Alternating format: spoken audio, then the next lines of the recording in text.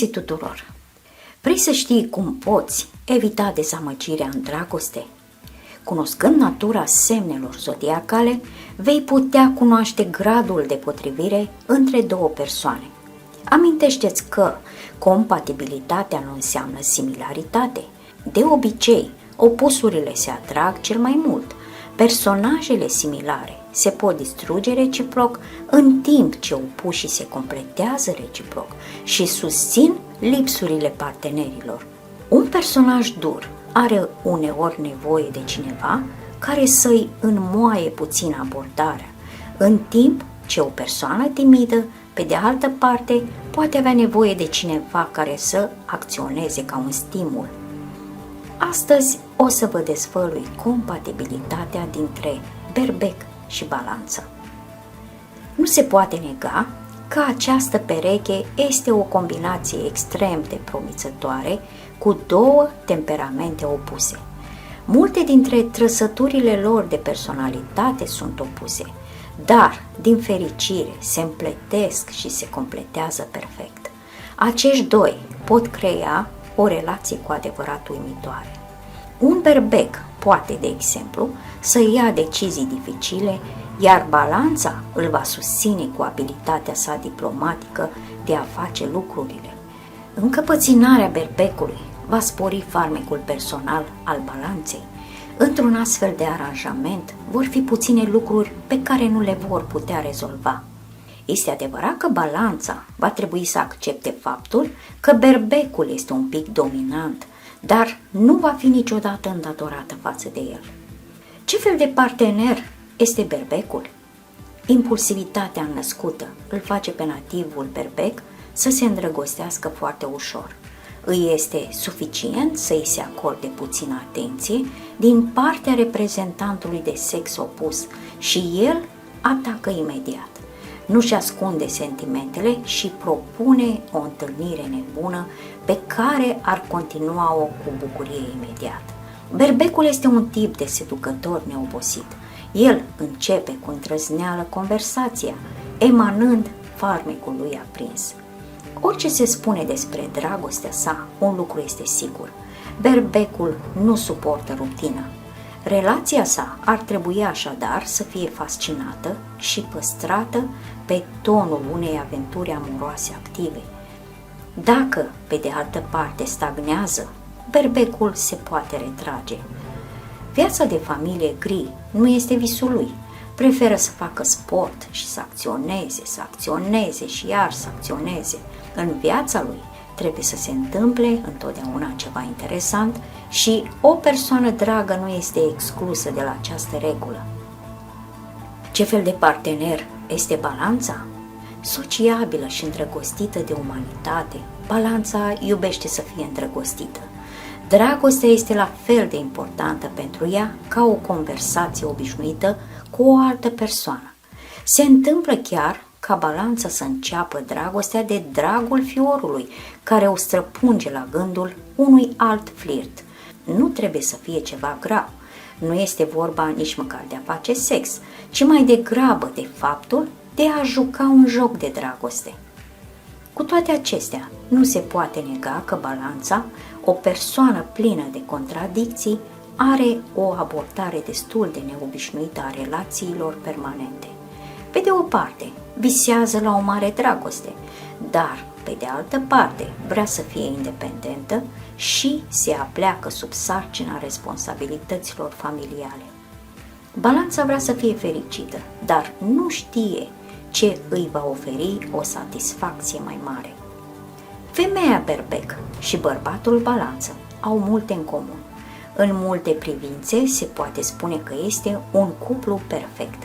Nici contrariile lor nu îi resping, dimpotrivă, le leagă și mai mult, deoarece partenerii se completează reciproc, făcând astfel perechea perfectă.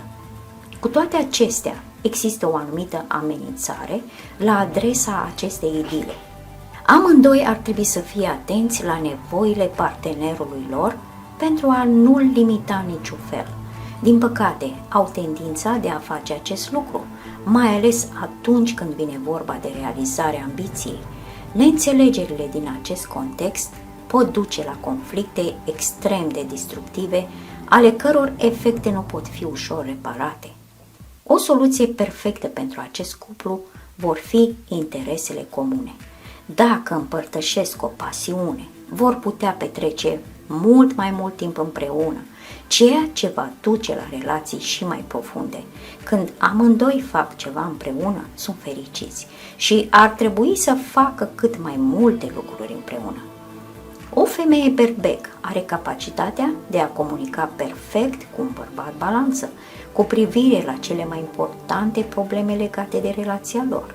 Deci, rare ori se întâmplă să aibă o problemă cu luarea unei decizii.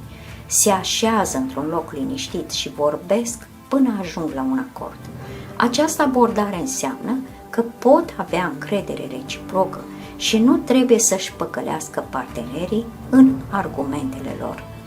Unul dintre lucrurile care stau la baza femeii berbec și a bărbatului balanță este respectul reciproc. Nimic nu apropie doi oameni decât conștientizarea faptului că partenerul lor de viață este o persoană de încredere. El poate avea încredere în secretele cele mai interioare și nu va trebui niciodată să caute sprijin de la altcineva. Bărbatul berbec și femeia balanță, acest cuplu are mari șanse să creeze o relație fericită și armonioasă. În plus, le va veni fără prea mult efort. Cu toate acestea, acest lucru nu înseamnă că nu va fi nevoie de un anumit angajament din partea ambelor părți. Amândoi trebuie să învețe să trăiască pe picior de egalitate și să-și tolereze prezența și totul ar trebui să provină din dorința de a înțelege cealaltă parte cât mai bine. Înțelegerea este importantă în orice relație, dar în cazul bărbatului berbec și femeii balanță este de o importanță deosebită. Deși sunt un cuplu atât de minunat, au unele neînțelegeri care pot duce la argumente serioase. Uneori poate merge pentru orice banalitate și, după un timp, argumentul explodează cu forța unei bombe atomice. Amândoi ar trebui să încerce să elimine orice conflict înainte chiar de a începe. Mai bine nu riscați războiul deschis cu voi înșivă. Berbecul și balanța sunt oameni atât de inteligenți și inventivi încât ar găsi cu siguranță mii de modalități de a-și trata adversarul foarte dureros și nu va ajuta pe nimeni în cele din urmă. Bărbatul berbec este o personalitate autoritară și încearcă întotdeauna să supună toți oamenii din imediata sa apropiere. O femeie balanță ar trebui să aibă în vedere acest lucru și să nu fie dominată complet, ceea ce oricum ar fi un dezastru pentru ea, deoarece își prețuiește propria libertate. Este adevărat că cu balanță va trebui să dea un anumit control partenerului său, dar, făcând-o cu pricepere, nu trebuie să renunțe la independența sa. Interesant este că bărbatul berbec nu intenționează să-și folosească dominația în această relație. De multe ori face chiar opusul. Este atât de îndrăgostit de balanța lui, încât este gata să facă aproape orice pentru ea. Ar fi chiar în stare să renunțe la controlul asupra ei fără ezitare, deși nu o va admite public. Berbecul are tendința de a împinge înainte și de a-și urmări fără compromisuri ambițiile. Balanța, pe de altă parte, este capabilă să-l învețe un stil de viață puțin mai echilibrat. Îi va arăta că nu numai dorințele sale contează. Punctele forte ale relației, aproape totul.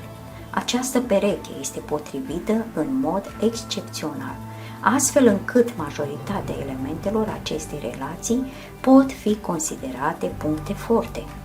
Punctele slabe ale relației. Sexul le poate domina activitățile zilnice, deoarece amândoi adoră să se joace. Cu toate acestea, în acest fel, ei pot pierde din vedere alte sfere ale vieții și le pot neglija. Oportunități de relaționare. Dacă ambii depun un efort în viața lor împreună, au ocazia să realizeze cele mai mari idealuri de dragoste. Amenințările în relație. Natura dominantă a berbecului poate destabiliza o relație. Balanța nu va renunța la sentimentul ei de libertate, așa că, dacă nu se înțelege în această problemă, poate fi dificil.